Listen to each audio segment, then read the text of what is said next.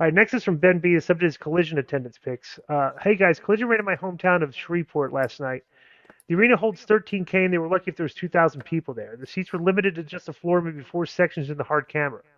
I attached a few pics if you want to check it out. When AEW first started, they often ran smaller venues like college basketball arenas, and it looked great. At some point, they decided to do big arenas, and it's not working out. My question is this: when you performed in front of a small crowd, did it affect Hmm. your motivation performance, or did it just put blinders on and go out there to entertain those who showed up? Yeah, it is kind of when you're not drawing and your houses are suck. It does affect you. You don't get that energy when you walk out in front of the people like you do in big arenas. It absolutely affects your performance Did you because look it's at the hard to get pic? Okay, into. so let me Zero. Go ahead. let Did me you look say at the this pictures, about these Di? pictures. Okay, quick What? clicking them. So the first one, when I saw it, I thought, wow, that doesn't look bad, right? Hmm. Then show the second and third one. Yeah. Show the third. Yeah. That's brutal. Yeah. A lot of empty seats. And What was W the and question, by the the way? worst visual is WWE shows are all sold out. That's the worst Right, part of this. It's like, right. dude, it's like yeah, shows sell it out, and you're filling up 20% of the arena. That's sad that. Because the product isn't hot right now. But the Bottom product line. very simple because Dave was tweeting this again, talking about the ratings. And Collision and Rampage aren't that good. He said Dynamite's ratings are great. Like use that word. I was like, and I want to tweet at him. I'm tired of Well, tweeting Dave they're because great because from what he here, told me, okay, as long as they're over 500,000 and they're 800,000 and whatever, right? They're good. okay, I know he told you that, and Right. that's for a guy that's a wrestling historian. Right. He should know that it's a dishonest narrative to be reporting because every wrestling promoter in the history of the wrestling business, with the exception of Tony Khan, who is a billionaire that Right. bought into this and obviously is not, it's like he's the first promoter that's not really concerned with making money. Right. Every promoter in the previous history has wanted to make money. You Right. want to increase your audience because you need a growing audience on television to fill seats at your live events. They're not doing that. And we've Right. said all along for 3 years, we say that you have to go after you have to grow your fan Casual base fan. Right. because down the road this is going to be your problem. You're not Right. going to have people to come to the shows, which Yeah. is what they're. And so sitting there using the words And great, those right, empty seats are your casual fans. right. And so when you use the ratings are great, I'm like, what are you talking about here? Because they're not great because you're not drawing more people and you're Okay, having trouble filling. I know, but Yeah, what I'm go ahead. telling you is for the TV executives, they're happy if he's over 500,000 from what he told me. Right. Okay. And I'm assume he checked out his before he said it to me. I But, think, bro, think about that too. The Tony is literally going all in right, on trying to get an increase in TV rights right, because, like I said, they're running arenas that are too big to right. fill. So, you're losing money and all these other things you're doing, and you're just holding out trying to I hope just that the think, you know what yeah. I Go ahead. think? I think that's some way, because that's the only logical thing I can think of. He thought, wow, this is going to blow up and it's growing. And he said, start booking bigger venues, you Right. know? And Yeah. that hasn't been the case, and he hasn't pulled back. I mean, you could just say, starting next week, we start running 5,000 seat arenas. Right. You could do very easily. Next is I'd from I, Eddie I'd Hogan. like to So, kind of speculate on what Jeff's doing about this, Jeff Jarrett, because that's part of his deal is the arenas and stuff like that. If he's gone to Tony and suggested, or what the deal is there, just we'll be see. interested. Okay. Yeah. The next I'm round of 100% arenas. sure Jeff is knowing him, has said, hey, bro, this is not a good look. You know, you need to cut back. But maybe in his mind, he's thinking, going to blow up, you Yeah. know? Maybe I might text Jeff and find out what's going on. Yeah. Okay, so the next one is we already discussed this, but I'll ask you. I'll read the email anyway. Giant for Root sub to 750. Uh, at a recent Dynamite taping, AEW drew a crowd of less than 1,800. At a Collision taping, they drew a crowd of less than 1,200. At a Rampage taping, they drew a crowd of around 750 people. I guess I have a few questions. It's the worst look possible for Tony Khan. I mean, look at how he looks at the crowd when they don't mark out for his promo.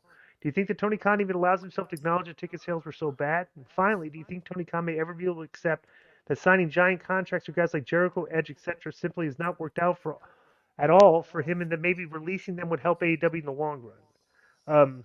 No, I'm very curious to see what the Vegas show does here too in Henderson Huh. because the When's tickets are that? not the tickets are it's on the Saturday before the Super Bowl. It's such a foolish. I don't know why. If Jeff booked this, I wish Jeff would have called me beforehand, bro. The Saturday. This is the problematic thing they're going to have with that show. I don't think they've sold 1,000 tickets yet. Okay, and it's an arena where the minor league hockey team plays. So this is the same. Let me just ask you a question. This is the same week as the Super Bowl?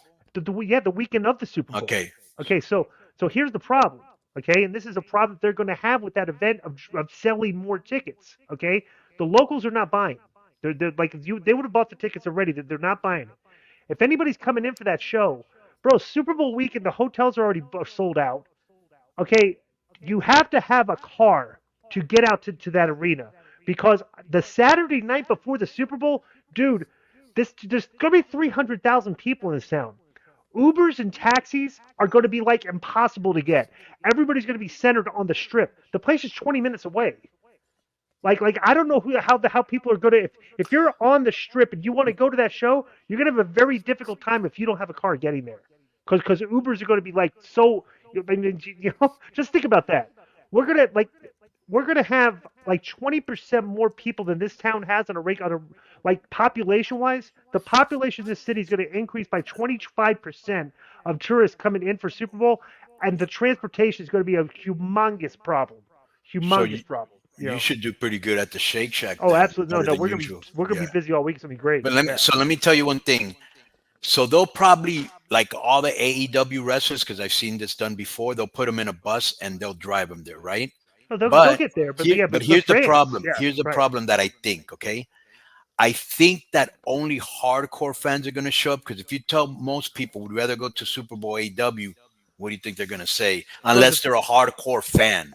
Everybody's would rather go to a bar and watch the Super Bowl. Well, no, it's the night before. Watch the Super Bowl. It's the night before the Super Bowl, Konnan. Even on Saturday night. Well, they'd rather save that money for Super Bowl unless you're Saturday really rich. Or party. Yeah. The Saturday night before the Super Bowl is going to be one of the busiest nights of the year in this town. Of Everybody's course. going to the restaurant, Of casinos, course. not wrestling in Henderson of 20 minutes away out in the suburbs. Bro, I've been to the Super Bowl various times and it's ridiculous. There's nothing like it. The tailgating, all the bars, people are in there celebrating, watching it because it's a main event. Bro, they should have ran the Orleans Arena or a venue near the strip. Closer. And not only that, Disco, they have two great teams in there. Right. Yeah. It's gonna be great. Yeah. Can you imagine all the people coming from San Francisco? Oh yeah. Yeah. It was a big San Francisco town. I mean, the Raiders and the 49ers are the two teams here, the sister teams, kind of. Well, as of last week, WrestleTix reported that they have. Wait a minute. What? They did. That's the real site. Yeah. It's kind of like WrestleNomics or whatever. They do all the ticket reports. Okay. So the Dollar Loan Center Arena, Henderson, current setup 2,555. Tickets distributed 928.